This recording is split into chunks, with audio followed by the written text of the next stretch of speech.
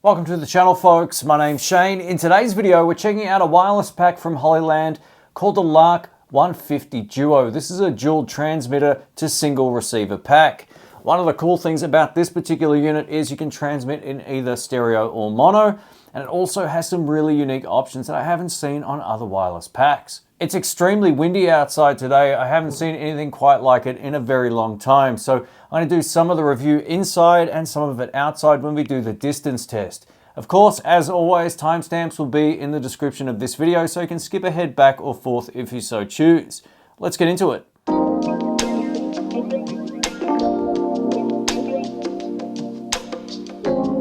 Now, before we get started, a massive thank you to Hollyland for sending this out for the review. I really appreciate it. They're not paying me to make this video or to say any favorable things about it, but they are letting me hold on to this pack, so all thoughts about this will be my own. If you're unfamiliar with the channel, I've tested out a lot of wireless packs, so I'm really keen to see how this compares audio-wise up against a few of the other popular packs on the market. If you want to find out more about this, links to Hollyland will be in the description below. One of the great things about the Hollyland Lark 150 Duo is we get everything we need in the box to get going. This includes a charging case, which can also be used to store the units. We get 2 transmitters and a single receiver. We get 2 of these furry windshields, which are also called dead cats. And being that it's extremely windy out here today, how are they working?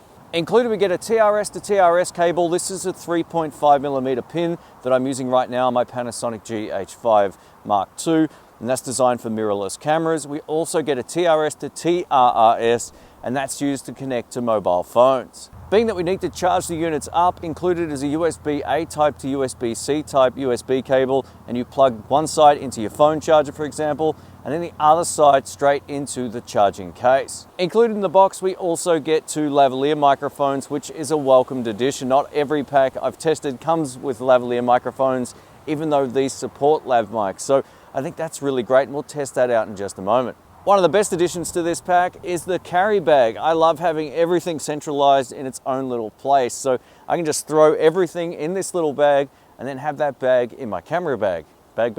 I don't know, but it works for me, so I like it.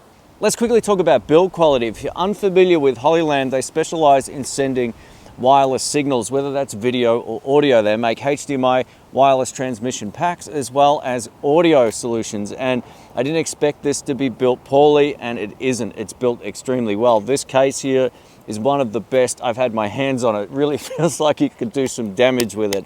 It's built like a tank, and it lived up to my expectations. Now, when it comes to the build quality of the pack, I'm extremely impressed, being that they only weigh like 29 grams each. They're lightweight, but they're strong. The buttons are built well, all that kind of stuff. I love the fact that on the transmitter, the screen is on the back. So if you're behind the camera shooting a shot, you can adjust everything without having to look on top of the camera all of the time. I think this is really great, having the screen facing you. There's little things like that that make the difference. Now, in terms of the setup process, it all set up and syncs straight out of the case. That's what this case does. It helps you get everything working. So as you take it out, it turns on automatically, and then you're good to go. As soon as you place it back in the case, it detects that, and then it starts to charge. Pretty cool. Up next, we're doing the all-important distance test. Now, if you've seen any of my other videos, what I like to do is break line of sight every now and then by just turning around. So I'm going to start to walk backwards, and every 10 or 15 meters or so, I'm going to spin around. If the audio cuts out, I'll leave some annotations on screen. So let's get into it. I'm just going to take probably 15 or 20 steps backwards, and we'll do our first test from there. Most of these packs work pretty well up to about 20 meters before they start to have issues when you're not facing the camera. So I'm keen to see just how well this one does. So this would be 10 or 15 meters away from the camera. I'm going to turn around, and if anything goes wrong, I'll leave annotations on screen. My instinct is that this pack will be fine at this distance. So let's go back a little bit further, and I'll keep talking just so you know that it's working fine. I always run out of things to say on these tests, but this is probably twice as far as I just did the last test, and this is the point where I feel like a lot of these packs can struggle.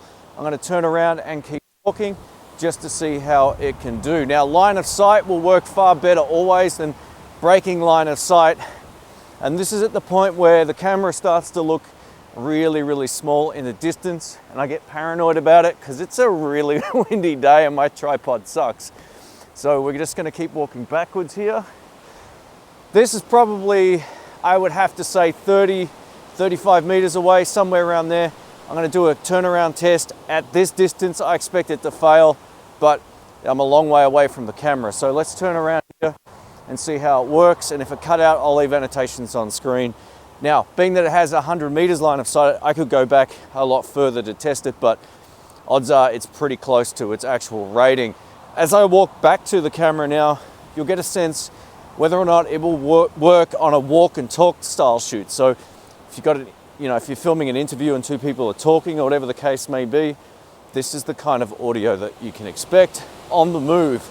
And it's extremely windy out here. Woo! It is so windy. We can see how the dead cat works on the lavalier microphone today because it is brutally windy. I can't believe it. So let me know how that went, and I'll comment on all of this when I get home and I've seen it all in editing. One of the pieces of technology built into the Lark 150 Duo is anti-vibration technology. Not only is it extremely windy right now, but I'm doing a vlogging style walk and talk to the camera, and I'm going to see just how well it works in this type of scenario. So this is an audio test, and hopefully this anti-vibration actually works, because I don't know if it's going to be picking up my footsteps or whatever, but it's really windy, and I think this will make for an interesting test. Up next, I'm going to show you the difference between stereo and mono mode, and I'm indoors now out of the wind, so you can hear how it sounds in more controlled conditions. So I'm in stereo mode right now with both of the transmitters in my hand. Now, if I talk into this one, you're hearing the sound come out of the left side, and if I talk into this one, you're hearing the sound come out of the right side.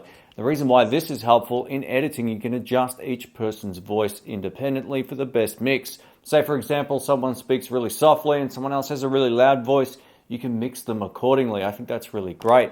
Now, to access stereo or mono mode, you just hold in the right button on the receiver for about 3 seconds and it switches it over to mono mode.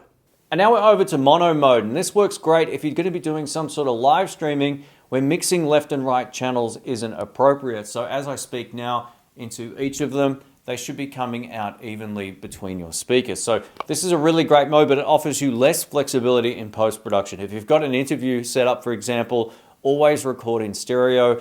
It will give you far more flexibility in editing. But for the solo creator who doesn't need the second one, I'm just going to mute this right now, then this is by far the easiest way to get great sound.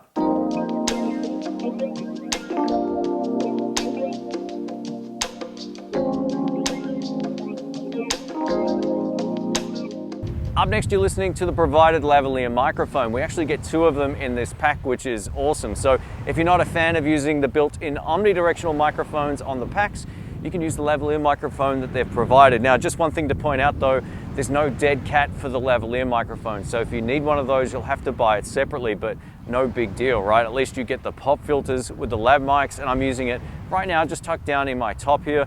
So hopefully this still sounds great. Up next, I'm doing an audio comparison between the Hollyland Lark 150 Duo against the Rode Wireless Go 2, the Synco A2 G2 that I reviewed on my last video, and the Blink 500 Pro. What you're listening to right now is this guy over here with the onboard transmitter microphone.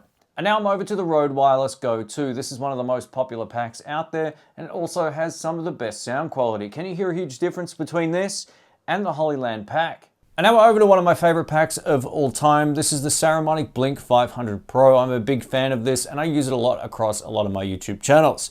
How does it compare in terms of audio up against the Hollyland?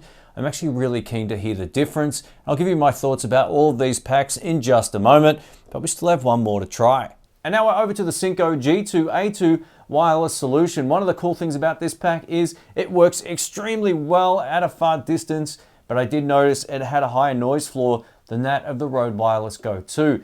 The Rode Wireless Go 2 has a very low noise floor, so I'm keen to see just how they all compare, and especially how this compares to what you've heard so far. I'm going to switch back to the Hollyland for one more go so you can hear that as a point of comparison. And lastly, back to the Hollyland Lark 150 Duo. Can you hear a huge difference between this and all of the other packs, and how does this compare to your ears? At the end of the day, would I recommend the Hollyland Lark 150 Duo?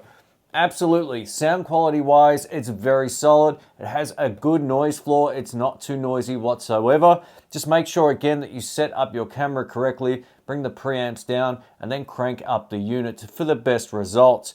Where this shines is not only its simplicity and its setup and the case. I love it. You take everything out, it turns on and syncs automatically, but it works at a distance better than the Rode Wireless Go and the Blink 500 Pro, and it's up there with the Synco in terms of its reliability outdoors. Now, in terms of the distance test, it gets an A+.